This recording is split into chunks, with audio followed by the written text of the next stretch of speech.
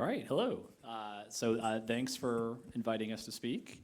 I'm Mike Merles, as Sean mentioned, and I was one of the two lead designers on the project. To sort of give you some insight in my role, I basically set a lot of the strategic vision behind the game. So I was more big picture, how does the tabletop role-playing game especially tie into everything else we do? We have a couple MMOs, we have a lot of licensed games. So my real role was the overall vision for the game and its strategic place in the greater D&D portfolio. I'm Rodney Thompson. I am a designer at Wizards of the Coast, and I also do development work as well. For 5th edition D&D, I was involved basically from the very beginning in the very first playtests, all the way up through a couple of weeks ago when we finally finished working on the DMG. Mostly I do design work, but I also do development and work with our digital licensing teams and design board games. And as I said earlier, I'm a man of many hats, do lots of things. I also have to warn you, I have not silenced my cell phone. My wife is very pregnant, so she might call to either say she's having the baby or there's a really cute cat video I just found online. But I cannot attempt to guess. I have to answer, so I don't think she will. But chances are she's calling now. It's because the baby's on her way, but just to warn everybody, so. Good deal.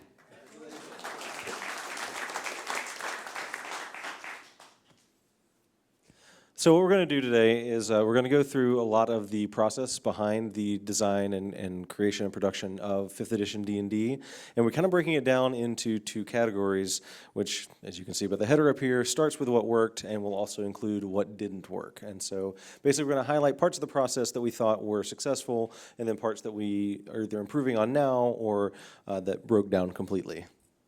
Yeah, so to start with, one of the things, the advantages we had of working with an established game is we knew what the game was supposed to be. We knew that we were making a game with 40 years of history, and people have played Dungeons & Dragons. I mean, there are people who still have the same campaigns they started 40 years ago. So it's a game that didn't have as many questions in terms of the very big picture of what it was. So to that end, we actually went back and played every major edition of the game that had come out since the mid-'70s. And that really helped give us a clear picture. And a lot of what we talk about as we go forward will be about the culture we had. I think we had far more interpersonal challenges than we did technical challenges. It's a paper and pencil game, so we're not really just dealing with game mechanics and how making game mechanics that a person at the table can parse quickly. A lot of it was in terms of internally managing the process and making sure our game reflected what our audience expected. So one of our big things was going back and playing the game, all these versions, and finding what were the common through points they had, and then when they differed, how did they differ in ways that was important to capture in some way. If you are familiar with the history of Dungeons & Dragons, the game began, the rules were just, ranged from incomprehensible to excruciatingly detailed. To non-existent. Yeah, to completely non-existent, but it worked somehow. And so it was important for us to go back, understand why it worked, and then understand how and why it evolved. Not just the mechanical changes around it, but the cultural changes around the game. As each new generation of gamers came into D&D, why did the game stick with them? And so this really gave us a vocabulary where we could understand why the game was the way it was, and why in D&D specifically in tabletop role-playing games, I think have this very interesting, unique quality in that the game mechanics maybe dictate 30% of the actual gameplay. I don't know if Rodney would have, but the same. No, that's about right. But yeah, there are things where you can take Dungeons & Dragons, especially in the early days, and there's not a single rule in there about actually role-playing your character, yet people did that, and why was that? So for us to understand that was important so we could then support it and draw that forth in a way, it wasn't just mechanics, the presentation and everything else, but understanding how it all worked together and what parts we had to emphasize and what parts needed mechanical support versus more textual support or cultural support, I guess I'd say.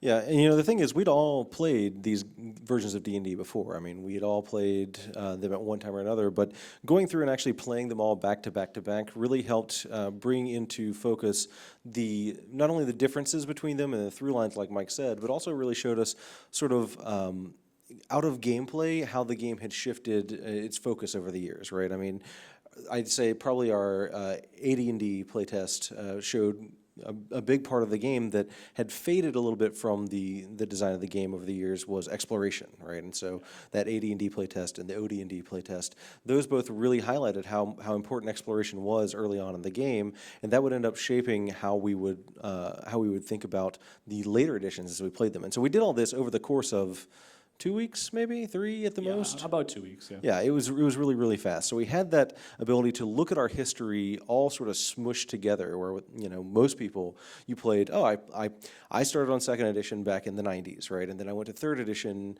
when I was in college, and then went to fourth edition 8 years later, right? I mean, so there were big gaps that playing back to back to back kind of eliminated those gaps and let us see everything in context. So with that in mind, we played the game. We had a sense of big picture where we wanted to go. The next thing we did, which proved to work out very well for us, was this concept of building a high wall. So the idea we had was we wanted to make the game very accessible. And going back and playing the game, we saw the game was becoming increasingly mechanically complicated, which for a tabletop game has serious issues. The way I would kind of think of it is each subsequent edition of D&D after the first, let's say anything published in the mid 80s to early 90s or so, or before that, seemed to assume that you had played D&D before. And not only because of that element of the mechanics are maybe 30% of the game, there is all these cultural assumptions the game makes. And we could see as the rules became more complicated, there's a lot of assumptions the game was making that I don't think intentionally, I don't think the designers went out and decided to do this. I just think they naturally, being experts on D&D, there was a drift between their ability to write a rule book for someone who hadn't played a tabletop role-playing game before. And so we had this idea of the high wall of we weren't going to let a mechanic into the game unless it was incredibly efficient, very easy to learn, and was more than earning its keep in terms of making the full game function. So we had very high standards before we added any mechanical aspect to the game before we'd actually allow it in. And it really had to support what the game was trying to accomplish. Yeah, I mean, so when we started the process, we started this with some pretty straightforward goals. Things like we wanted to speed up the game, make it run faster. We wanted to make it more approachable. We wanted to make it easier to play. We wanted to eliminate all the barriers between a potential player and enjoying this game that we all love so much, right? And so when we're building this high wall, we're doing it in the context of, okay, a lot of these goals that we have are going to demand simplification. They're going to demand streamlining, and they're going to demand that the game is more approachable than ever before, right? And so to that end, we start building this high wall by saying, okay, what are those through lines from every edition of D&D that we talked about? What are they? Okay, those are inside the wall. Like we've let those in because we've identified those as core to D&D. Anything else outside of that has to prove itself to be not only good and useful, but also useful at solving multiple problems and keeping us on this path towards a faster, leaner, more approachable game, right? And so with those criteria in mind, we then relied on Mike and the rest of us. We all had this responsibility, but Mike was kind of a gatekeeper of the high wall because every time we wanted to add something into the core system, and I don't necessarily mean like, oh, we want to add a new feat or a part of the fighter class or something like that, but something to the core resolution mechanics of the game, that had to get over the high wall past our gatekeeper, Mike. And so, Mike, you want to talk a little bit about what your sort of approach was? Yeah, so a lot of it was basically keeping in mind a lot of the feedback we get from players was again, this goes back to the mechanics, influencing maybe 30% of gameplay, that players liked it when mechanics faded to the background. So we're in this kind of funny thing of we're trying to design something that people will not know they're using. It has to be subtle, it has to be natural, it has to just arise in the flow of play. So a lot of what we looked at was if we're asking someone to deal with a game mechanic, to read it and learn it and process it consistently, it has to be something where they just very quickly see the value in learning it. One of the things that's interesting, we'll talk about this when we go into the feedback loop we established with our outside playtesters, was it was clear in reading playtest feedback that people were selectively reading the rules. They would make a lot of assumptions. I know I've been playing D&D for 15 years, so I know, of course, this is how this works, and they would just play it that way. So there's a natural tendency for D&D players to not read the rules, to kind of rely on that cultural knowledge. And so it's important for us, if we're asking them to learn a rule, to take that time, put that effort into it, which they've demonstrated resistance to, that it has to be a rule that just on the face of it just looks like an improvement. If you played 3rd edition compared to 2nd edition, there was the change where armor class, rather than being a descending value, where lower value was better, now the higher value was better in 3rd edition. the D&D community overall would have said, well, that's clearly a better way to do that. People, even to the point where people who prefer to play older editions of D&D, some of them actually will adopt that rule and use it. So that was, obviously that's an ideal, but that's what we're consistently shooting for. Something would come in through the gate or over the wall, however you want to abuse the metaphor, and it had to have that potential within it where people would look at it and go, this is just a better way to use it. It's like going from your CD collection to digital music. It's just, now that I've seen this, I am just going to do it that way from here on out. So that was essentially the very high bar we set for ourselves for the core game resolution mechanics. Yeah, this, and we'll talk about it a little bit more later when we talk about things that didn't work, but this also led to kind of a funny situation where, with Mike acting as gatekeeper, occasionally we had to kind of run a few end arounds on Mike to get something into the game. It turns out if there's a gatekeeper and you convince them that they came up with an idea, they're a lot more open to adopting it. So. There may have been some social engineering happening occasionally. Just a little, and I'm very open to social engineering. I am not. That's right. Very easily tricked. So another thing we had to do was also we demolish old methods here. And what that means is sort of looking at the methods that are just sort of accepted as, okay, this is obviously the way you design an RPG, or obviously the way that you design a version of Dungeons & Dragons. And we had to look at those really hard and say, okay, is this actually true? Is this actually what we want to do? And so a lot of what we ended up doing was looking at ourselves and looking at the way that we had designed things in the past and evaluating how well those were working and how poorly they were working as well. So, for example, and we'll talk about this a little bit more later, one of the things we had to learn early on was that we all have our own biases that we have to look past. So it's going to be really, really important to get outside voices coming in and helping us, right? And that's something that wasn't always necessarily true, because D&D design, and we talked about this with Sean a little bit earlier, D&D design has often been very authorial in nature in the past, where, I'm coming in with my vision and my author-like voice for the game, right? And that wasn't necessarily what we needed to produce this version of the game. Yeah, we really transformed from that authorial stance of each designer feeling this is my chance to make a mark on Dungeons & Dragons, to make it my personal vision of what Dungeons & Dragons should be. We have preserved that, especially in adventure design, where the scenarios, stories you could play with the game very much rely on that. But in terms of the core mechanics, we really viewed it more as a service organization, that people are playing Dungeons & Dragons, they need good, solid mechanics, just like you need, you want your hardware to work and your network is up all the time and your software is not crashing. That's what we really saw the mechanics, because our audience was consistently telling us the mechanics weren't why they played the game. The mechanics were there to make the game easier to play. You don't need mechanics to pretend to be an elf. I could do that right now and embarrass myself, but I talk in my funny goblin voice, right? I don't need a game mechanic to act like a goblin. I can just do that. But if you're going to ask me to learn game mechanics, they have to have a clear payoff, and it has to be worth the energy I'm going to put into it, because I don't need them intrinsically to role play, to take on a different role, and to engage in group storytelling with my friends. Yeah, and that's something that the players were very clearly telling us, and so you couldn't have that sort of authorial, like, okay, I'm going to make it this way because I want it to. We had to listen to what other people who were actually playing our games were saying. And this sort of ties into another element of getting rid of old methods, and that is we really had to learn how to check our egos at the door, right? We all think that because we've played D&D for 20 or 30 or however many years that we know what D&D is, but every now and then we kind of needed that metaphorical, bucket of ice thrown on us to wake us up from, is this just a case where, like, my own ego, my own knowledge of, like, oh, I know what D&D is actually tainting my view of a thing that we're designing at the time. So I want to talk about the three pillars of the game briefly, because these are really, I would say, more than just about anything else in the sort of game design philosophy of 5th edition. These are things that really shaped everything from the way we designed, the core rules of the game, to classes, to the races. Basically, every element of our game grows out of these three pillars. And these are basically things that we identified through that play of every edition, through our own sort of examinations of the nature of D&D.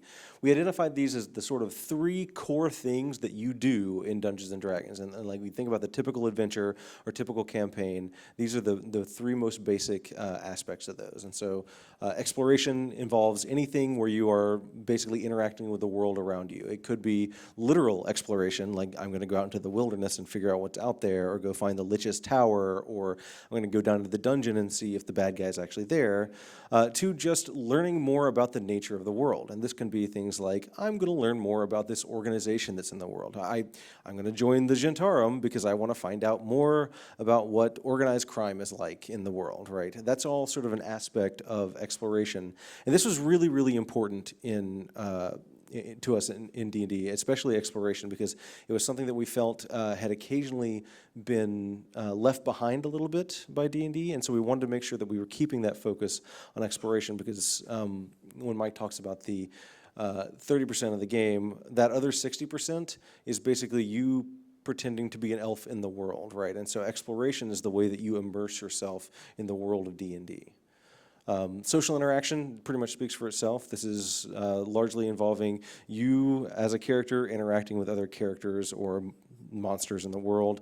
You typically think of this as, some people typically think of this as role-playing, but it really encompasses more than that, right? It's not just talking in a funny voice, it's learning about the characters, learning about their needs, and then thinking about your own characters, like how would I behave in this situation? That all is sort of wrapped up in social interaction. And then, of course, combat is, well, it's combat, right? You need to be able to stab that orc when you're done talking to him, right?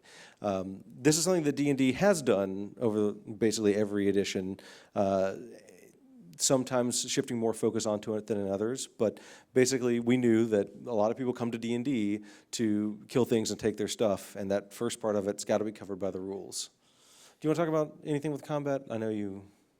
Yeah, no, this is basically just what we learned. We played all the editions. This is what was consistent.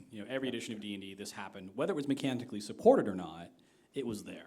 So if you were just to ask someone, just narratively describe playing any edition of Dungeons and Dragons, these three things consistently would come up. So we knew, this is what our game is about. And I think it's always important, when you're making a game, what's your game about? What are you designing toward? What's kind of like your core gameplay loop? You kind of think this is, you come to a door, what's on the other side is exploration, and then obviously when you kick in the door, do you talk to the thing or stab it or some combination of the two? And that's basically D&D in a nutshell. Right. And so once we'd established these three things as sort of the core pillars of our game, then we had to figure out how to actually act on those. And so throughout the entire design process, what we were constantly doing is basically looking at any mechanic or any piece of story text or basically anything that was potentially going to go into the game and ask, is this serving one of these three pillars? And then also, are we serving these three pillars well enough, right? And so that meant shifting focus sometimes. And Mike, you want to talk about like the character sheet, for example? Yeah, I was going to say, the fascinating thing about this, this did not translate into actual mechanical design. Right. Instead, it really spoke to the culture around the game, around when someone is reading the text of a Dungeons & Dragons rulebook, how are things framed? How are things presented? What do we talk about when we create the game system? So our character sheet, as an example, on its real estate, the physical real estate of the character sheet puts as much space toward your combat stats, your defenses, your hit points, etc., as it does toward your role-playing traits. Like what motivates your character? Why is your character an adventurer? What are your character's strengths? What are your character's weaknesses? Personality-wise, are you a coward or are you brave, etc. Just that simple fact, making those two boxes the same size, earned enormous dividends from us, just in terms of player base, because with that, it's not as much the mechanics as what you're emphasizing to the players and what resonates for them. And it's one of those things that we saw really in the player community, really hugely positive feedback, from that. Just the acknowledgement that, hey, role-playing is an important part of Dungeons & Dragons, adopting a different persona, and playing the game through those personas' eyes. Just, again, not a lot of mechanics, but just acknowledging it, putting a chapter in the book about this. And in this case, in the design of it, really, if you've seen the new player's handbook, there are these random charts we built out. So if you decide to make a character who's a criminal, and that's essentially your background before you became an adventurer, a fighter, cleric, etc., there are tables you could roll on if you wanted to that would say, well, what is your character's personality trait? What is your character's weakness? That is, in terms of game design, that was pretty easy. That took like an afternoon to actually build. But again, just that presentation layer and that acknowledgement was very important for our players. And it really resonated with people because I think it really call back to why people play Dungeons and Dragons or tabletop role-playing game as opposed to other types of games. Yeah, so a lot of the way that we manage this focus is not necessarily through mechanics, like Mike said, but through focus and attention, but also language. And so this gives me a chance to talk about one of my favorite examples of how we upheld these three pillars in a super simple way. So I've talked about how important exploration was in previous editions of the game and how we really wanted to emphasize that in this version. So one of the things that we did was we looked at the way that people communicate at the table about D&D, and we found that in, I'll use 3rd and 4th edition for example, the way that the game described using the perception or search skills is basically, okay, you walk into a room and you can make a perception check to see what's there, or you walk into a room and you can make a search check to search for things. Well, we found that what this was doing was it was forefronting the game mechanics and kicking you out of the situation. As you know, I walked into the room and the first thing I'm thinking is, what die do I roll and what bonus do I add? So what we did when we built the very, very first documents about like how do you play D&D was we just described it like this. We described it as, when you want to do something, you tell the DM what you're doing, the DM tells you what roll to make, and then you make it. So that the dialogue that's happening at the table starts with the in-world thing, like, okay, I'm going to go into this room and search it, or I'm going to go over to that chest of drawers and look inside. And then the DM is the one that calls for the check if necessary. And actually, we use a lot of stuff in our DM advice about basically saying, okay, well, you don't need to mechanize that at all. You can just, tell them what's there, right? But just that subtle little thing, it's not even actually a mechanical change, right? Just that subtle little thing of changing the basic way that we describe the language of the game had a huge impact, because we found that very quickly people who were picking it up and adopting that way of talking about it were exploring more. They were thinking about their characters in terms of what they were doing in the world. And so it was just a subtle way that we use language in our descriptions that ends up paying huge dividends for us in these three pillars. Yeah, a lot of it was the acknowledgement that language is our user interface, that it's the player talking to the dungeon master responding, and it is a dialogue. Any example of play we have is essentially, it looks like dialogue from a play, right? There's DM : the dungeon master saying something, player 1 : and that is really acknowledging that and supporting that and understanding that's what we were designing around as our interface was a big step forward for us. So we talked a little bit about demolishing our old habits, and obviously one of the things that didn't work was the old habits that we failed to demolish. Pretty early on, we started a little bit with areas of ownership, and what I mean by that is we were kind of all trying to do everything, right? So in the first, in the very first playtest packets, I was doing things like, okay, I'm going to design this class and these monsters, and I'm going to work on the core math behind combat, and I'm going to do all these different things, right?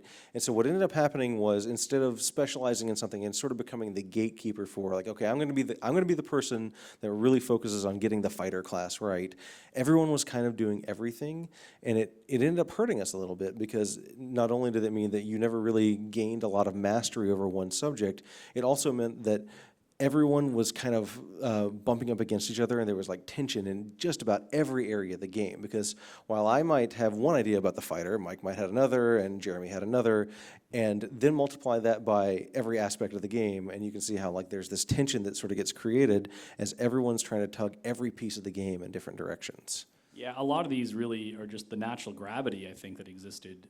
And I don't know if this is just how things evolved or the way things just naturally would play out in tabletop RPG development, but moving toward that authorial stance of, just like Stephen King writes a novel, is a tabletop role-playing game produced in a similar way.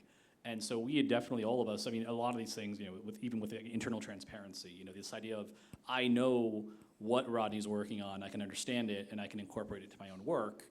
That was another area that we struggled with, because again, there was always this natural gravity to kind of pull people back to, this is my thing, it's my vision, it's a bunch of competing microvisions rather than one big vision unifying everything.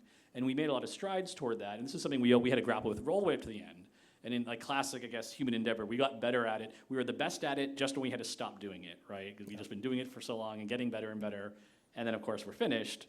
But it was a constant wrestling act. I think even today, if we were to fire up a similar project of similar scope, we still wouldn't be good in these areas yet, but we would know more about how to combat it. Yeah. And so, in addition to like not having areas of ownership, there's also the element of transparency, like Mike was talking about. Not just knowing what other people are doing, but really understanding what they're doing.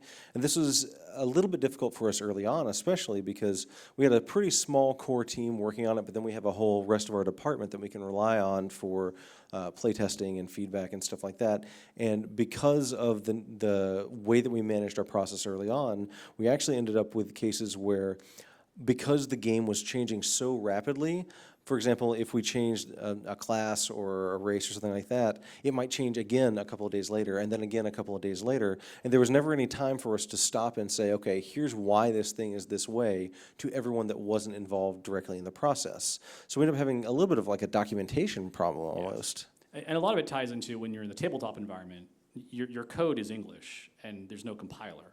Right. So you can't ever really know if what I'm reading is actually correct. So for instance, we might have a cleric spell that we put into the game that's dealing a ridiculous amount of damage, but it might be within the limits of that spell's power level amount of damage. Well, a person like Rodney, let's say if I design a spell, could look at it and he might not know, well, within the design range of cleric spells, are clerics supposed to be dealing this much damage? The spell functions. If you're to give it to a player, the player can use it, but does it actually fit the story of the cleric? Is this wrong in that I just mistyped 6 when I should have typed 4? Or does this represent a shift in how we're thinking of this specific character class and its capabilities? And so that's something we really grappled with all along, because it's not like editing a book or anything else where, for instance, if I get a character's name wrong, an editor can spot that and know this is not this character's name, it needs to change. A tabletop game has that subtlety of you really have to understand the intent behind it very thoroughly to actually vet all the pieces of the game and ensure they're all working together, because that intent is invisible on the page. There really is no way to understand it without understanding the motivation behind it. And this is also an area, and we talk about our playtesting, the playtesters they were not the ones who could ever pick this up, because they might just look at it and go, well, this is doing as much damage as the wizard spell, so sure, they're both 4th level spells, that makes sense, or I read the spell and I understood it. It looks fine to me, right? So that was definitely a pain point for us. Yeah, so it was hard for people to provide feedback because they didn't necessarily know exactly what was going on behind the scenes. The flip side of that is that then also made it really difficult for us to hear those outside voices and know that they were providing feedback that was valuable. And then a lot of times what would happen is we'd get a batch of feedback from someone, and that would come in and we'd see like, oh, this person is interpreting this thing wrong, or they're making a wrong assumption. That then in turn calls into question the validity of the rest of their feedback, right? And so we end up with this sort of bad loop that's happening where it's hard for us to tell people how to give us good feedback, but then when they don't give us good feedback, we have a hard time trusting it. And so like it made it really tough to engage in one of what would eventually become our most important activities, and that is playtest feedback. Yeah, and this is the point theory is really, at one point we had a number of outside contractors working with us, freelance writers we'd worked with in the past.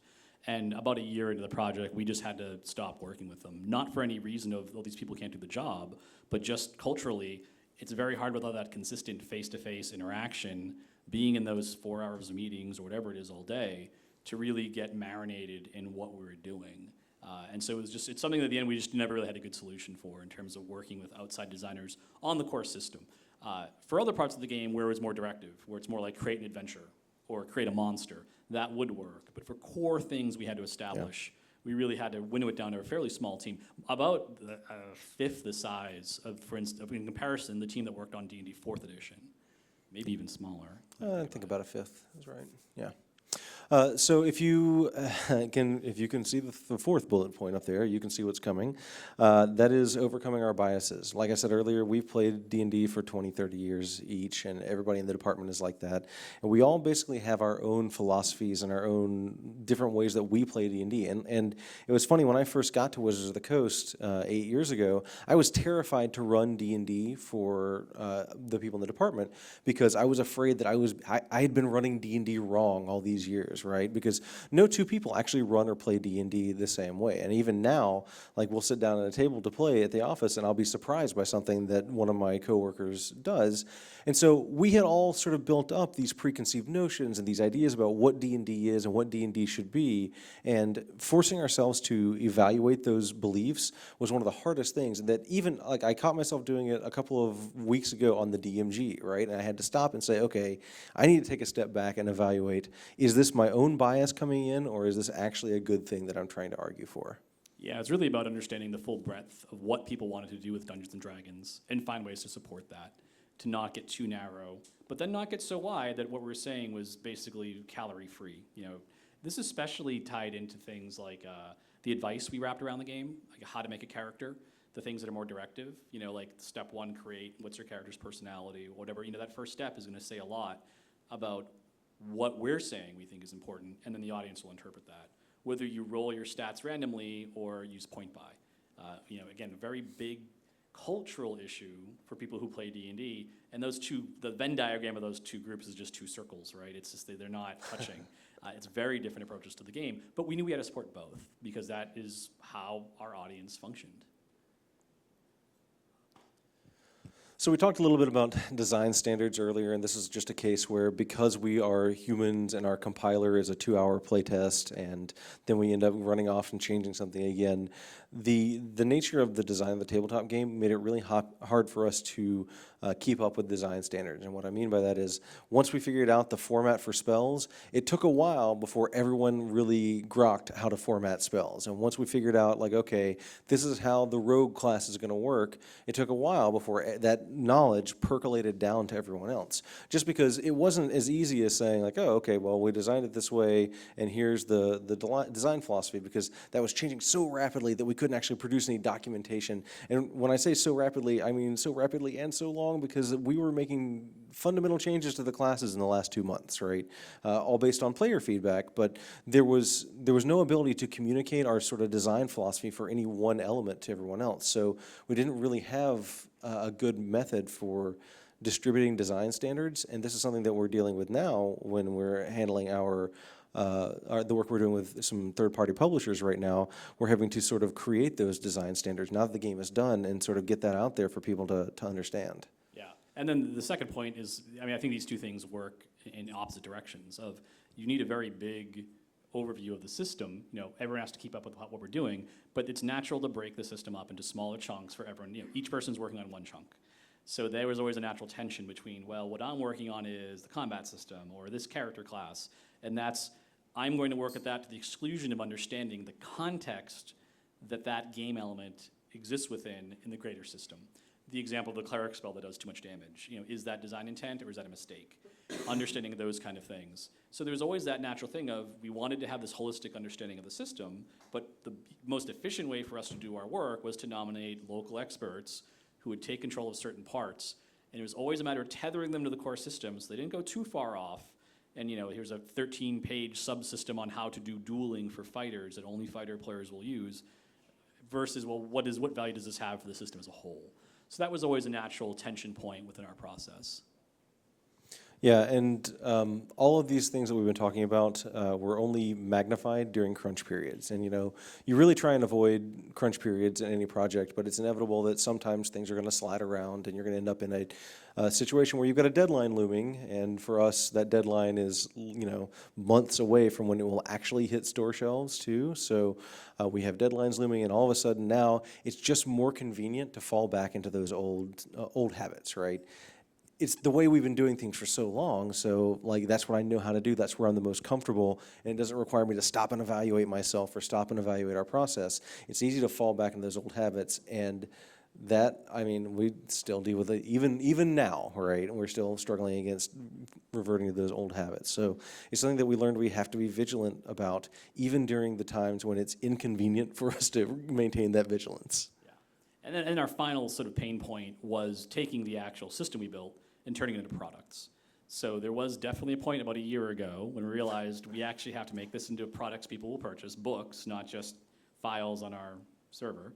And it's specifically things like our starter set, or even just what are the component design, you know, in that starter set, what are the books going to contain, what's important? And that essentially kicked off another entire round of investigation and research and work that was happening independent of the actual game development. So we had a pretty nasty crunch period for our starter set of pulling the material out of the player's handbook, which was then in process, trying to keep these two parallel documents the same while creating the player's handbook, which is aimed at experienced D&D players, and our starter set, which is aimed at complete neophytes, keeping those mechanics in sync, while also inventing, hey, how do you teach Dungeons & Dragons to someone who's never played before? So that was a huge challenge for us, and it's something that, looking back, was probably the biggest blind spot we had. It's really something we should have tackled far earlier. We had all along been thinking of the game system in terms of ease of use, as we talked about, but we had never thought of it from what about someone who has never played a role-playing game before? Again, beyond the mechanics, how do we frame everything, the text around it and the product around it, to create a learning experience that's not a boring learning experience. It's just you playing a game and soaking up the mechanics and the culture around it. And I think we ended up working, but it was kind of an area where we got lucky. We actually did the opposite of some earlier sets. We way toned down the amount of time we spent explaining things. What we ended up hitting on was, let's just build a robust 64-page adventure, which is about 20 to 30 hours of gameplay, and really let that speak for us. And realizing the adventure is what's really important. Again, kind of this ethos of the mechanics aren't really the thing people are playing D&D for. They're playing it for the gameplay. So let's give people a really meaty adventure and really try not to make the game sound more complicated than it actually is. And so far, it seems to be working pretty well. But that was definitely something which we kind of 11th hour, oh, by the way, how are we going to do this now that we actually have to do it and we have 2 weeks or whatever it was. Yeah, and a lot of what it actually caused these product impacts was the fact that throughout the first 2 years of the process, we weren't actually designing products. We were just designing a game, and it was just sort of this idea of a game, and it wasn't really organized in a like product-focused fashion, right? Like, we were designing Dungeons and Dragons, we weren't designing the player's handbook, and so that meant that we had one document that had classes and races, but also had monsters and also had treasure, and eventually all of these things would be separated out and then fleshed out for the final products, but we didn't work that way for the first couple of years. So then we had to get into product mode. It was basically not only were we shifting what we were working on, we were also having to disentangle everything that we'd worked on for the last 2 years. But now, it's time to talk about probably the number two most useful slide up here, and that is our open playtest. How many people here participated in our open playtest? Hey, awesome. Thank you so much. First of all, let me personally thank you, because your efforts helped us make a game that I'm extremely proud of, and we absolutely could not have done it without you. So go you guys. And we read all the comments. If you typed a comment, someone read it. Even, and I'm not making this up, the erotic ones. There were some interesting things in the comment field. We actually did have to read the comments. He's really not making that one up either, which is disturbing and on a whole new level. So anyways, so our open playtest process, for those of you who didn't participate, the way it worked was like this. Basically, we produced documents that were posted up on a web server that anyone could sign up just using an email address and download that document and then playtest. And then once people had playtested with that product for a few weeks, we posted surveys that had polls and specifically targeted questions in them that were designed to get us the feedback we needed to help improve the game.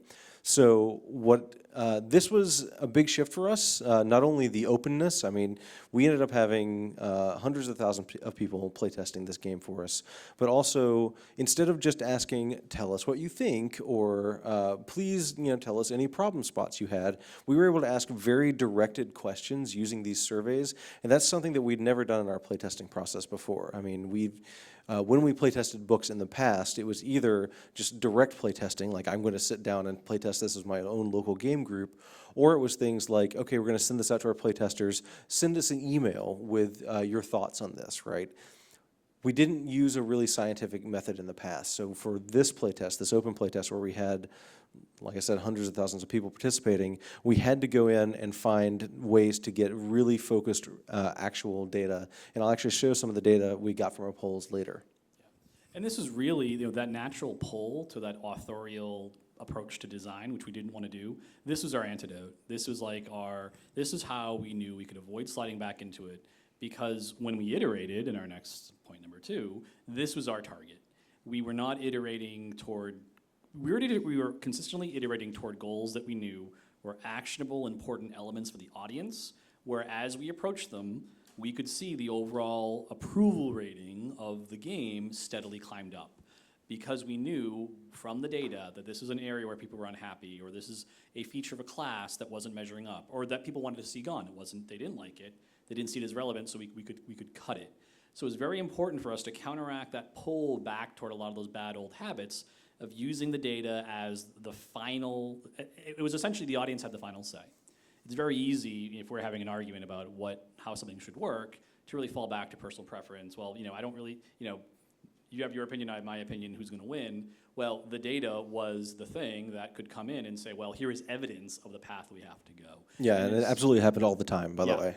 And you'll see when we go into the specific example Rodney has, that there were some actually really revelatory elements that came up that completely changed how we thought of the audience and their expectations for the game.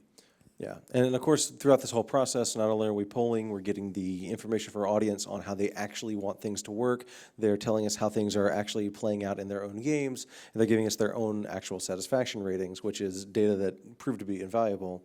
We're iterating on it, and then that's also creating a trust between us and the audience, because what happened was, after the first few playtest packets came out, people saw that the things that they were complaining about in the surveys and complaining about and rating low in the polls, those things were getting changed, right? And this is something that we, Wizards of the Coast, had struggled with a little bit in the recent past, was building up trust between ourselves and the audience. Mike's used the word service organization a couple of times. We really tried to see ourselves not as the creators of 5th edition D&D, but more we're the stewards of D&D, right? Like we are safeguarding it and keeping it for our audience, right?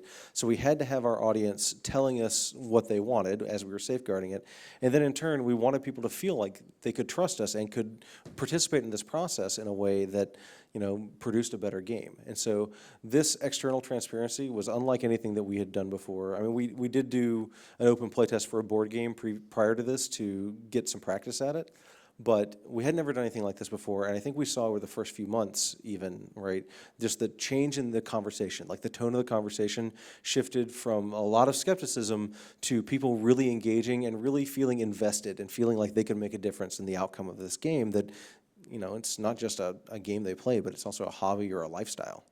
Yeah, it's definitely the way we kind of thought of it is being a fan of D&D is like being the fan of a sports franchise, where you might really like the sports franchise with the Mariners, the Seahawks, or whoever, but if you feel that team is not being well run, that fandom, you might still have a connection to it, but now it's a very negative connection. You're angry, you're upset, you're calling in sports talk radio and yelling. In our case, you're going on the forums and yelling.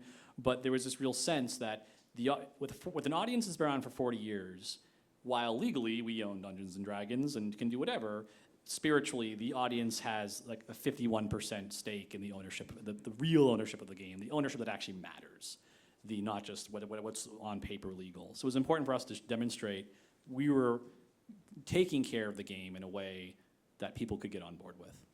Yeah, and I think that ended up helping us out a lot in the long run too, just with the quality of feedback that we got, because the moment that people see that we're acting in good faith and they start interacting with us in good faith, it really helped us, get feedback that we knew was improving the quality of the game. So speaking of that feedback, I'll start running into a little bit of the polling data here. Like I said, we were getting concrete data from our players for the first time. Over 175,000 playtesters participated in this process, and that's not just downloads. That's people that we could see actually participating and answering polls. What we learned throughout this process was that these playtesters could be really valuable because they gave us actual data that maybe was not being super well represented on the internet forums. That's a place where it's easy to think that, the opinions on this internet forum are obviously the opinions of the larger audience. We found that to be not true. Yeah, we talked earlier about that 30% role the mechanics play. I think it's a cultural element that on game forums, people want to argue. And they don't just want to argue, they want to win. And there's no better way to win than by using math to show that my number is better than your number, and which is part of D&D, but it is not the game. It's like maybe that third of the game. And so what was happening with our internal design culture, we were really focusing on these forums and what people were saying, and we were getting only one very small slice, one player type that we were listening to. And that was hurting, in the history leading up to 5th edition, that definitely hurt us. Yeah, so what we actually focused on was the concrete data we were getting and focused on satisfaction rating. One of the ways that we polled our audience was we would put all the individual game elements out there, every class feature, every race feature, et cetera, and we would ask people how satisfied they were with it. And not just are you satisfied, but how satisfied. And that was a 1 to 5 scale.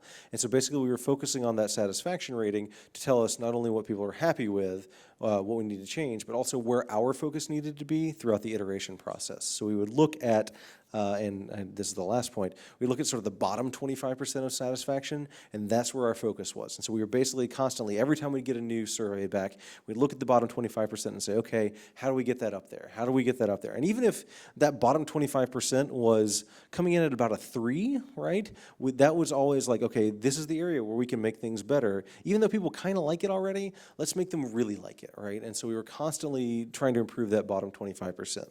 And like Mike said, we actually read all the comments. Mostly that was my partner in crime, Peter Lee, handling a lot of that. But we used the comments as what we call the canary in the mine. And basically what that meant was whenever somebody would make a comment about something, that was an indicator to us that we needed to go look at that thing, not for the specific problem that they were bringing up necessarily, but to see what might be causing them to experience that as a pain point and then look for the actual source. There's a really great video out there that I'm sure you guys have all seen that Gearbox did about Borderlands playtesting, where they were comparing not only movement speed to frequency of bad guys, and they discovered that people were complaining about one when it was actually the other that was the problem. Highly recommend you go check out that video. It's on YouTube. But we used the comments for a very similar thing, and we would see this all the time, where people would say like, oh, thing X isn't working, and we would say, no, actually it is, but there's this thing over here in the other part of the game that isn't working that's causing them to think that that's not doing what it's supposed to do, right? And so this was our constant process. We basically go find the comments, read them, say, okay, people are talking about this mechanic a lot. Let's look at it. Let's see how it's playing out. Let's play test it ourselves even more and see where it's going. And then once we had that perspective on it, we could see like, okay, this might not actually be the problem. It's actually somewhere else in the system. So that was a big part of our process, was using those comments to point us in the right direction. All right, so a little bit of data, and I apologize because some of these headers are actually incorrect. We do know how math works. We apparently don't know how PowerPoint works, though. We apparently don't remember the last time we did this presentation because I think we're 3 for 3 in forgetting to update the column headers. Yep, we're doing great. So it should be, I believe, average combat, non-combat? Yes, it should be average satisfaction, combat satisfaction, non-combat satisfaction. Okay. So everything is shifted a little bit. So anyways, this gives you a basic idea. Obviously, everything is rated on a 1 to 5 scale, but this shows you our average satisfaction rating allowed us to sort of stack rank the classes. We can basically say, okay, in October 2013, these are how the classes were all stacking up against each other. What classes do we need to prioritize our work on? Obviously, Monk, Druid, Barbarian, Fighter. These are all the things we focused on. We also had the combat and non-combat satisfaction columns as well. This let us zoom in on specific class features and also on sort of a general overall look at the class and how it's interacting with the rest of the game. Yeah, and this is also a case where, like for the Barbarian, which is a pretty simple beater class, we knew just based on the overall player preferences, we didn't necessarily have to worry about non-combat satisfaction with this class because the players who like Barbarians, like that's what they're signing up for, was I'm the guy who just beats down monsters. So you don't need to give me a lot of mechanics on how to talk purdy to people, right? Like I just want to kill stuff. So. That's what Mike defines role-playing as, is talking purdy. Yeah. All right, so here's another slide that's pretty important. It's actually going to leads into one of our surprises from the playtest process, and that's class complexity. We basically pulled the entire audience and said, what is the most complex class? Or rate these classes in complexity from, I think it was 1 to 5, right? And this produced some not so shocking results, but then also a couple that surprised us. For example, the mage, which is what the wizard was called at the time, people rated that up at the top of complexity. But internally, we weren't actually thinking of it as one of the most complex classes because in general, the mechanics for using spells is pretty simple. You basically pick a spell, you mark off a spell slot, and then you use it, and then you read the spell and it tells you what it does. It's actually a pretty simple process that we saw going relatively quickly at the table, but a lot of people rated mages, druids, clerics, these are our primary spellcasters, as being the most complex, not because of their complexity of use necessarily at the table, but what you're doing outside of the table, right? Like now I have to think about all these different spells. Obviously, that's more complex. Whereas like the monk, which is sitting right in the middle of the pack, the monk has tons of little exceptional mechanics, and like just about every one of its class features does a unique different thing. So we were thinking of this as one of the most complex classes, but obviously our audience didn't see it that way because they didn't have to think about, a large number of spells on the other side. So It also gave us insight into what the audience considered complexity, right? I mean, you can look at an individual thing, like a monk ability that has 2 or 3 steps, but the audience might say, well, that's just one thing. That's not very complicated. But playing a wizard where I might have to pick 3 spells from a list of 30, that's complicated. So the idea of going through option choices, and this is really influencing how we're looking at expanding the game, where overall we really don't want to add a lot of new stuff to the game, and when we do, we want to do it in a very controlled manner, where players can sort of more easily chunk out what it means to add something to the game, rather than trying to treat every little thing we add to the game as, well, no, this goes straight into the core, as if it was in the player's handbook, and you must account for it. So then, once we'd gathered all that data, we took our complexity numbers and we charted them against our satisfaction, against our complexity and our satisfaction. So basically, what you see here is complexity rising along the x-axis, satisfaction going up along the y-axis. And what this revealed to us is that in non-combat situations, the more complex classes tend to be the more satisfying, right? And there's some outliers here, like the rogue is way up there, and that's just sort of the nature of the rogue. But in general, we started seeing a trend that was people found a class more satisfying outside of combat when it was more complex. And then flipping to the next slide. It's Sinister Twin. Yes, perhaps shockingly. As complexity increased for combat, satisfaction decreased. It plummeted. Yes, and it's a much sharper curve here. This was probably one of our biggest surprises throughout the playtest process, because going into things, we kind of assumed, like, oh, okay, people want lots of combat options, they want to do a lot of tricks and everything like that. And what people were telling us through the polling process was that was not true, that this was an assumption, this was a designer bias that we had that we needed to overcome. Yeah, it completely revealed how we were approaching Dungeons & Dragons as people playing for decades. Where to us, outside of combat, well, that's where you get to be freeform and get to do whatever you want. Of course people don't want complexity there, because it's the freeform part of the game, right? And in combat, well, hey, people like having options. It's more scripted, so we want to do more mechanics and more give you, hey, pick one of these 5 things to do each turn, and so on. And that was running 100% counter to what the audience found satisfying. We had completely reversed it. And again, it kind of goes back to that idea of, well, what is the interface of the game and the flow at the table? Where in combat, that spotlight is beaming down on one player. Everyone is waiting for you to finish, because I can't take my turn until Rodney finishes his. So the faster Rodney goes, the happier I am, and then vice versa. So giving people a lot of options was slowing down the game and frustrating everyone, and especially players, if you weren't a master of mechanics, you were making a lot of choices that you really didn't want to have to make. Because it was frustrating. There was the right choice, and there's probably someone at your table who will tell you once you've made a choice that it was not the right choice, and you should have done something else. Oh, you should have power attacked that guy. Yeah, power attack for 5, not 6, right? Fool. Yeah. But yeah. Meanwhile, outside of combat, the game's very free-form in structure. The Dungeon Master is just taking in whatever people are saying. You can take the time to open up your rule book and flip through and look at a couple spells, or look at your magic item, or look up some other rule, because everyone is entertaining themselves, right? It's much more free-form. Someone might be asking the Dungeon Master some questions, 2 other players might be arguing. That is your chance to kind of work at your own pace. So if you have more options to wade through, it's a much more relaxed environment. There isn't that structure. There is that free-form element of it. There's not that one spotlight beaming down and everyone's waiting for you to finish. You're a little bit more relaxed. You can go through more things and take your time and sort through, again, kind of thinking of complexity in terms of how many options do I have, not necessarily the depth of each option. I can wade through that list and figure out what I want to do. So I want to run through these next few slides pretty quick, because we are actually starting to run out of time if we want to do some Q&A. Here's a good example of a class where we asked for satisfaction by class feature. They are basically all rated on a scale of 1 to 5, 5 being the you're most satisfied with it, one being the least satisfied with it. And you can see that basically these would all sort of shake out, and then everything was sort of measured in percentiles, right? Like the most satisfying thing here at 100% is cunning action. That doesn't mean that everybody rated it a 5, it just means that it was the highest rated thing of all the rogue class features. And so what this allowed us to do was not only find that bottom 25% where we would then focus our efforts on iteration, this also allowed us to identify things that were basically better than we thought they were. And cunning action is a great example of that. At the time this poll was given, cunning action was a class feature sitting inside a subclass of the rogue, the thief, right? And it was only available to thieves. When we got this poll data back, we saw how much people liked it, and we actually promoted it to the core class. So every rogue gets it now in the game. And so basically, this helped us show not only where we needed to do a lot of work, but also where we could find things that were being good soldiers and had a good place in the game.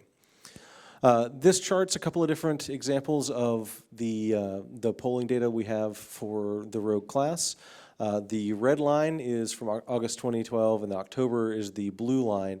The green and purple lines show the 50th and 25th percentile. That is across everything in our game, not just the rogue class. So basically you can see that in August, these different class features are mostly coming in, all around the 25th percentile. Some making it above the 50th percentile, but not too many. But then just a few months later, with some iteration, almost everything had jumped up across the board. Now, what was happening here was A, we were improving some of these class features and they were getting better. But B, we were seeing this other effect that when a class as a whole improved and when people felt better about the entire class, they also felt better about individual mechanics that may not have actually changed at all, right? And so basically like, oh, okay, I like this class better, therefore this thing that I rated a 3 before, now I'm gonna rate it a 4. And so basically, yeah. So Thieves' Cant went from being bottom of the barrel to clearing the 25th percentile just because everything else around it was cooler. It had better friends, so people liked it more. Right. Now, Thieves' Cant's actually a really good example of a mechanic that I want to touch on briefly. So there's some mechanics in the game that we internally call ribbon mechanics. And we call them ribbon mechanics because they are mechanics that they don't really actually carry a lot of weight in the game. It's just like a little flavorful ribbon that we've placed in this class as decoration, right? These are mechanics that we think really help reinforce the story of the class or their place in the world, but don't have a huge impact. And so when we see low satisfaction for something that we know is a ribbon mechanic, it didn't concern us too much. We did look at it and make sure it was functional, right? But these are mechanics that we've got in there not because they're load-bearing elements, but because we think that they really help reinforce the story of the class. And so with Thieves' Cant, for example, this is just a part of who rogues are in D&D. They speak a secret language, right? We know that this is not a super important thing. We don't look at this and say, okay, oh, well, we gave rogues Thieves' Cant, so therefore we need to give paladins the ability to smite things, right? No, it's a complete add-on layer, right? And so there were some outliers here that when we saw them dip low like that, we didn't get super concerned about it. And there's ribbon mechanics throughout the game. The monk has one where they age at 1/10 the normal rate, I think, and so that's not going to come up practically in play, honestly. It's just like, well, maybe your campaign does stretch over a 1,000-year span, but most D&D campaigns don't. So taking a look at the Druid, you see a very different picture here, the satisfaction of the Druid. As you recall in that general satisfaction rating, the Druid was down near the bottom, and boy howdy was it. So this is, if you notice, this lonely little outlier is Wild Shape, which is basically our Druid shape-shifting mechanic, which if you know much about Druids in other games, in our game, this is the class's signature mechanic. It's also the one players hated. That's not a very healthy combination for us. But this approach let us focus in on where is the actual problem in this class. Well, it turns out our players don't like the key mechanic that defines this class within Dungeons & Dragons. Maybe we should fix it. And as you can see, we tried to fix it, and we didn't. Yeah. Not here, at least. It actually got worse. This was, I think people were pissed. It actually is worse. They saw we tried and failed, and so they started to heckle us while giving us terrible grades. Yeah, that's actually exactly what happened. So you can see, like, unlike the Rogue, where basically everything took a big jump up, the Druid doesn't get a similar bump. I mean, it's a little bit, but you only break above the 50th percentile there a little bit at the end. So once we'd identified Wild Shape as the problem, then it was time to figure out what's actually wrong with it, right? So going through the October comment analysis, it was an 88-page document full of comments. And that's not like, oh, there's 2 or 3 comments per page. That's like an Excel spreadsheet size document. So, 30, 40 comments on a page. Yeah. And so that Druid erotica people typed into the comment fields would just be one cell. Then when you clicked on it, then you got the entire 8 paragraphs. I'm not making that up. Actually, the really creepy part of the comments was when they started writing fanfic about us as designers. That was Yes. like, there's one of our playtesters who I actually know in real life, and he wrote this story. It was like, and then Peter goes over to Rodney's desk and he's like, Rodney, you're fired. And I'm just like, what is happening here? They're very creative people, role players. They are.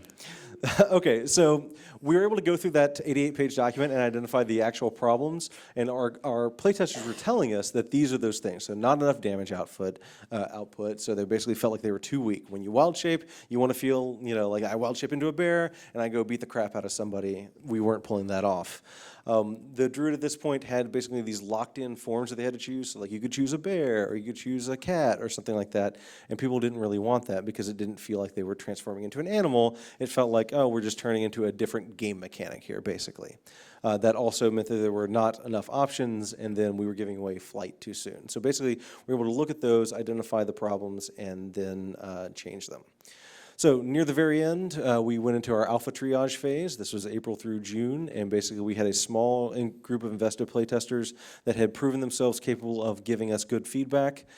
We were then, at that point, the public playtest was closed, and we started sending out material to our alpha playtesters that was very targeted. We then took everything that they gave us, put it into effectively a bug log. It was an Excel spreadsheet because that's the advanced technology we have at Wizards of the Coast.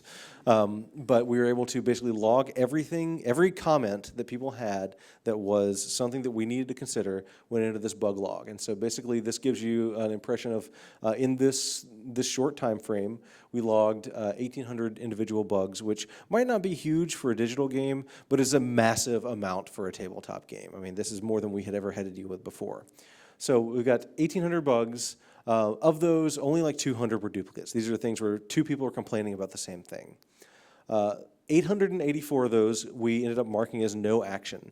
Now, no action was something we did when we thought, okay, this person is incorrect about the thing that they're complaining about. Like, okay, we believe that though they are not happy with this thing, we believe it's good for the game or whatever. Yeah. Sorry, that would also be driven by people not. We can infer they weren't reading the rule correctly. Yes. So for instance, flanking was part of 3rd and 4th edition. If you surround a guy, you get a bonus. People would apply that rule even though we didn't have it, and then they would complain about it in our combat rules. We'd know, okay, this is not, it's a phantom problem. So. Right. But then we had 722 items that resulted in changes. Now, these are 722 individual changes in what at that point was actually already a player's handbook. By the time we got to April, we were working in player's handbook files, so these were actual chapters. So in that short time span, we were able to come up with 722 items to change based on our player feedback. Again, something we absolutely could not have done without the massive amount of playtesting we'd done previously and developing this process. So you can see playtesting, huge impact on our game. Another thing that didn't work, we did too many big releases during the open playtest process. Basically, we were dropping a packet every 3 months that was, here's everything in the game has now changed, right? Every class had some changes. The core rule, every 2 months. 2 minutes. 2 months, okay. 2 minutes. Oh, we have 2 minutes. Okay, super, 2 minutes to Q&A. So, big releases didn't work. The reason it didn't work was because with too many changes all at once, people couldn't keep up with it. The testers had to relearn the game all the time, basically like, okay, well, now I gotta figure this all out again. And then that made it really hard to pinpoint problems. We're almost on the last slide, don't worry. Yeah. So basically, it was like we weren't iterating with our playtesters. We were iterating internally, but externally, our playtesters weren't seeing iteration. They were seeing effectively a new edition every couple of months. So that brings us to our final slide. So one of the important things we did in terms of creating the art and the visual look of the edition was to really focus on increasing D&D's diversity, how we were representing people, ethnic diversity, racial diversity, being, thinking when we're putting a female character in our books, we're depicting her for our female fans. This isn't something we're putting there to appeal to our male fans, right? People want to look and see people that they want to be. They want to see, this is aspirational, this is the person I could be. And a lot of this, and I'll be very brief with it, but it basically came down to really being mindful of it, like setting standards for ourselves of what we wanted to shoot for.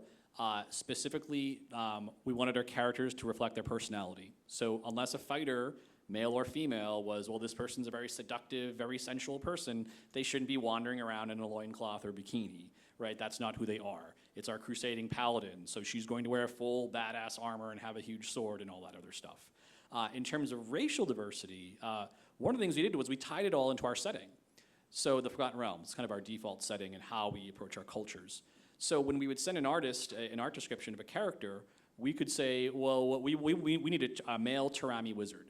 So the word Tarami, they don't know what that is. They had to go look it up, and they would see, oh, okay, it's this sort of Ethiopian-inspired culture. So now, okay, they can't fake it. They can't just default to medieval generic white guy, right? Because Western European guy, because that guy doesn't exist. Those words do not appear anywhere in any of our art descriptions because we drew exclusively on the cultures we drew from the Forgotten Realms. So, and then the other side of that was making sure that these were going to be things that were fun to depict. We did a lot of cultural studies. We really brought a lot of color, a lot of interesting cultural artifacts, the look and feel. We wanted the artists to approach this not feeling like, oh, they're kind of making me do this, but more, wow, this looks really cool. I want to draw this stuff because I'm not stuck drawing the same old boring character I'm drawing for every other game or whatever. I'm depicting this really vibrant, interesting culture. And it really worked out well for us. And it's not perfect. There are definitely areas where we fell short. But it was, I think, having those two guideposts of being mindful up front, establishing standards for ourselves. We're very clear with people. Establishing our cultures and moving it into a phase of people can't use the language they're using now. They have to use our language, which by design is pushing them to be diverse and to really embrace this. And then really embracing what's the personality of our characters and making those personalities be personalities that people playing our game wanted to become through our game. And really making that one for one. Making things not objects, but so these aspirational elements. And it worked out pretty well for us, but it's something that it is in process for us. And that's our presentation. Yeah, there we go.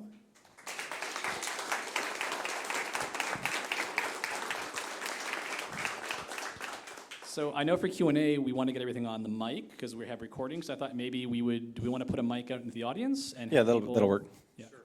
And then Rodney and I can kind of share. Yeah. So I'm going to ask the first question. What did you find most surprising from the playtesters that you guys didn't think was an issue? We had no idea that playtesters thought that this was such a big deal. I think definitely, obviously the combat one, the thing we focused on, was a really big deal for us. And I think that the overall emphasis, the culture behind the game of just acknowledging things like exploration, like even though there aren't many rules for it, we're going to talk about exploration and really address it. It was surprising to me how well that resonated with people. I think on the downside, I think we're surprised that the people really weren't into tactical combat to the layer we thought they would be. That was something which was surprising. We thought, okay, naturally when we started out with our simple core of rules, we thought, okay, as we go, we'll be adding more, and the core will become more complex because people are going to want to see that. That never materialized, and that really surprised me. If anything, the simpler the game got, the core systems, the happier people became. Yeah, my biggest surprise actually was how often our audience rejected any kind of built-in story material for certain things. So for example, for a while there, the fighter class had subclasses that were like the gladiator and the, very like the knight, right? Very flavorful, like this is what this thing is. And our audience flat out rejected that. What they wanted was a framework they could use to build the characters they wanted to make with whatever story or flavor they had on top of it. Like they basically wanted to say, okay, yeah, my guy rides a horse and I wear heavy armor and I've got a lance and I follow a code of honor and I do all these things that sound like a knight, but don't call me a knight because that's not how I roll, right? So it's just like, well, okay, fine. So that was an area that really surprised me because I thought that people would really dig the like, ooh, I can gravitate towards this gladiator or this knight or whatever, and people really wanted building blocks more than they wanted that. Yeah, so Sort of along those lines, one of the core parts of combat is HP and resolving damage and player death. And there have been a lot of approaches to what HP means in a lot of different role-playing systems. And we ended up in something very similar to a lot of D&D's past.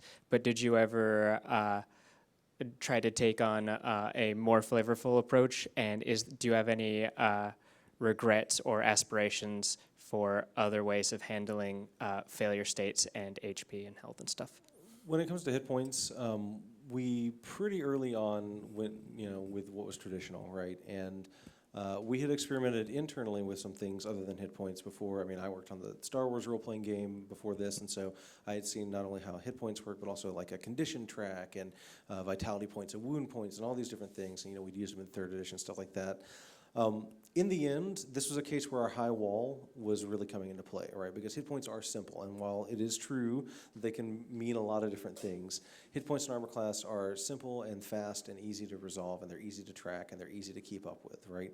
So when it came time to look at, like, are there different ways that we should do this, it was tough to find something that would make it over the high wall just because they were always going to be adding complexity. Now, all that having been said, one of the things that we do in the Dungeon Master's Guide, which isn't out yet, but is now finished, hooray! One of the things we do in the Dungeon Master's Guide is address this very thing, and we do that through rules variants that look at hit points and damage and conditions and stuff like that and ask questions like, okay, let's say that a DM wanted to run a campaign where tracking damage was, a more of a function of like taking injuries or like it's harder to heal or things like that. We addressed those, but we didn't want to build those into the core system just because of that same sort of high wall philosophy. And specifically thinking of like lost states for characters, what we really found was that moving toward a system where combat resolution was very quick seemed to actually neatly take care of a lot of those issues. We do have a mechanic where the player is more actively determining whether they live or die. When you're below 0 hit points, you're basically rolling a die each turn to see am I dying or not. But it seemed like in our playtest feedback that the faster combat went, that problem almost just kind of took care of itself. It didn't need too much attention to keep people engaged, even though their characters out of play. The solution really, and this is a good example of something, Rodney, where is our problem actually resting? Speeding up play seemed to take care of a lot of those concerns. 3rd and 4th edition had very much longer combat, and so I think that's where that really started to come up. I'll take a question from the middle row. Anybody? I'm just working my way back. We're first. So you mentioned that you put out a survey for your playtesters. I just wanted to ask you, what were some of the methods you used for distributing that survey and like questions you asked that got the most responses? We basically we relied on email, and actually at Wizards there's a woman who is in charge of our customer polling and any data. So she handled most of that. It was fairly. It wasn't. I don't want to say it was opaque to us, but we didn't get a lot of insight into a lot of our specific approaches. One of the things she talked about though was compared to other market research we might do with its voluntary feedback, there was just a really high level of motivation amongst players to take part. So we saw a fairly consistent, it was really more based on what the content might be and the timing, so at the time of year. A packet release near Gen Con, it's kind of a big thing for tabletop gaming, would get more responses. But it was fairly consistent, and I think the appeal of people having the chance to shape, they're fans of this franchise, they want to take part, that seemed to really drive a lot of it. We didn't really need to put too many other carrots out there to get people to sign up. But I also think that was something where the big packets helped. When we did do smaller packets, like at one point released just the monk character class, that didn't generate anywhere near as much heat as like, oh, here's the new version of the game. So, and I think that just speaks to people, if you don't care about the monk, you just weren't downloading that packet. If we're changing everything, then everyone was showing up and then wanted to give their opinion. Question from the back row? Yeah, and actually the reason why we used email was because in order to get the playtest packet, you had to sign up with your email address. So we knew who had downloaded the packet and contacted them directly. So that's why you used email. So in a quick comparison to 4th edition, was the general shift away from the combat map something you intended to do immediately, or was that something that was brought in by the comments and suggestions from the fans? You're talking about the gridded combat? Yeah, the okay. grid and combat. It was something that our play of every edition of D&D really revealed was something that we didn't feel was strictly necessary. So probably from the very first designs, we were playing without an assumed grid, and this was partially because we, had played all the editions and seen that wasn't strictly necessary. But also, we found that simply having a grid on the table, no matter what other mechanics are out there, slows down the game. And pardon? Yeah, it slows it down significantly. In fact, just this past week, I had 2 different games, and in both those games, I ran games with a battle map, right? And both of them, the combats took longer. Even using the exact same mechanics we use in the rest of the game all the time, it was just a speed of play thing. So, given that one of our earliest goals was make sure the game runs faster, we felt like we could start from a perspective of, okay, we're not going to have the gridded maps as an assumed part of the game, and see if our fans like it. And turns out that they did. I think we have one of those things, I touched on this earlier, it's one of those things where we expected that there would be a lot of demand for it, and it never really materialized. I don't think people ever came up and said, we don't want this, but we never really saw people asking for it. Even when given the opportunity, there wasn't really a lot of call to add more detail to the combat rules or to really emphasize miniatures. Which surprised us, honestly. I think we have time for 2 more good questions, so make them good. You got a good question? No pressure, right? No And pressure. we'll now judge None you of the based other on- ones had to be good. No, actually, mine is pretty similar to the last one. You guys started off, going through all of the process and the old vintage versions and everything. But there was 4th edition that I'm sure you guys are professionally intimate with. Was there at the beginning? Was there a directive to maybe try to, for continuity, have similar things to 4th edition, or was it break it all down to the beginning and start from scratch? It was a fairly blank slate, because I think at that stage, because we were incorporating the open playtest process, we were very acutely aware of the audience was really going to show us which way to go. So we needed to be ready to pivot in any direction. And where we started, this kind of goes back to the 3 pillars. We wanted to start with a core that was very simple, that encompassed things that was in all versions of D&D, and then build out. And so a lot of what the expansion you saw was really driven by the demand we saw. What are people asking for? What are people missing? Where are those pain points? So it really was kind of a blank canvas. Like we had knowledge of all those different versions of D&D and knew directions we could go, but we didn't really want to make that first move until we saw within iterating that this was a goal we needed to move toward. Go with, he's closer. One of the things that I kind of noticed with the classes is in 3rd edition they used to have, for example, a set alignment that they had to be, and in the new version it seems like the alignments are more implied. Was that an intentional idea? Is not to set down this is exactly what a class has to be? So it turns out, if you want to piss off D&D playtesters, tell them that a class must have a certain alignment. Like, that was, and this is another big surprise, like, you can change how combat works, you can add all this, you can change what a sorcerer is, you can do this, you can make dwarves 8 feet tall or 2 feet tall. You tell them a paladin has to be lawful, and they are, like, out come the pitchforks and the torches.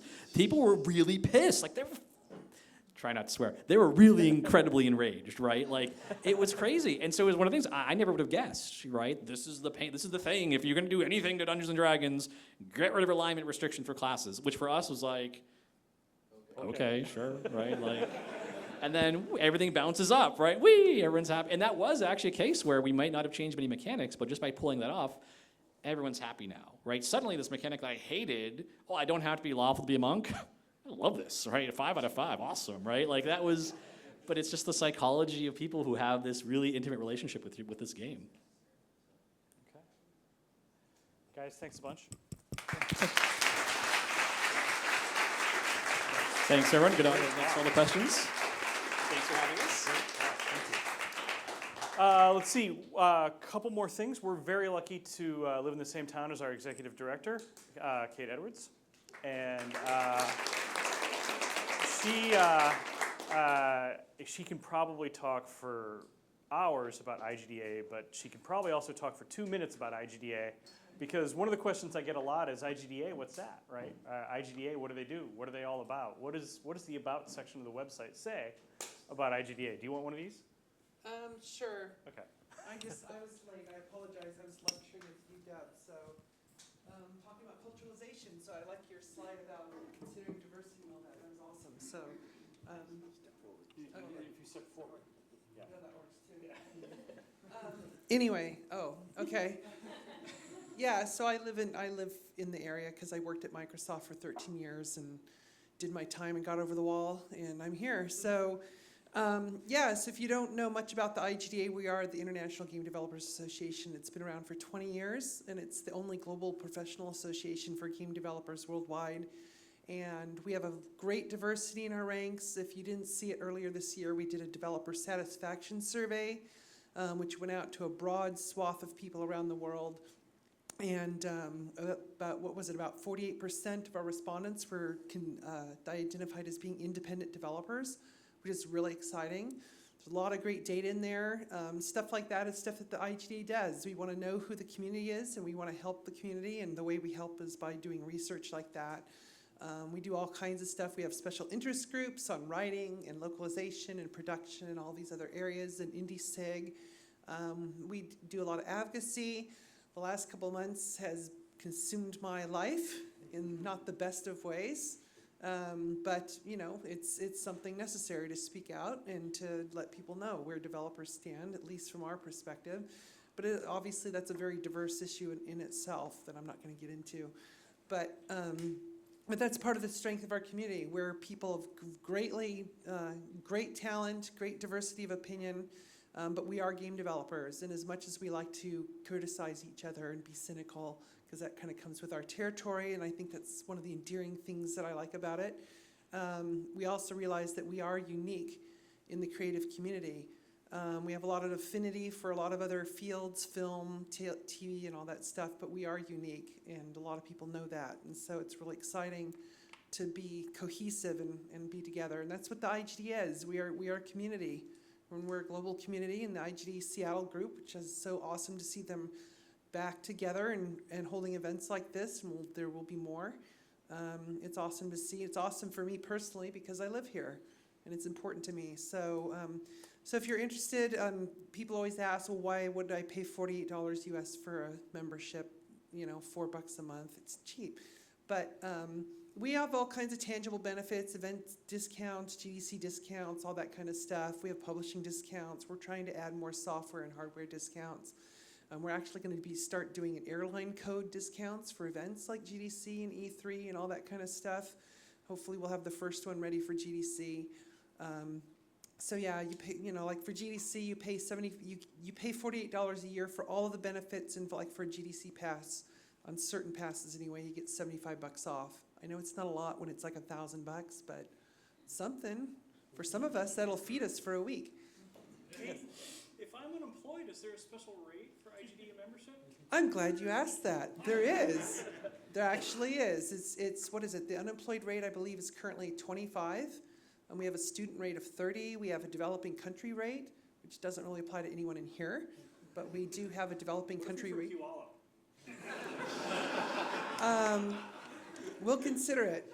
We'll consider it. We'll compare it against the OECD numbers, and they might qualify. So, Auburn too. Anyway, sorry. I used to live in Kent, okay? Yeah. If you ever have any questions, I'm really easy to find. Trust me, the GamerGators know it. I'm Kate at igda.org. Feel free to ever shoot me a question about anything. You have an idea, or say, hey, you guys don't have a SIG for fill in the blank. I mean, like, great. Let's talk about it. Let's create a group. So more than likely, there's going to be hundreds or if not thousands of people out there around the world who want to do the same thing or who are doing the same thing. So that's about it. Thank you.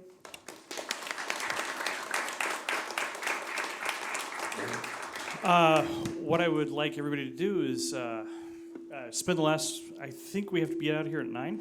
Sorry about the feedback. I'm sorry, we have to be out of here at 9, right? So spend these last 20 minutes or so mingling. I said everybody bring candy. I think I'm the only person that brought candy. So no, you can't trick or treat now. So Snack bar is still open. Why don't we just hang out in the lobby out there, introduce ourselves to each other, mingle. And we are penciling in the next event for the week of November 17th. So scratch off that week on your calendar, and we'll have some more details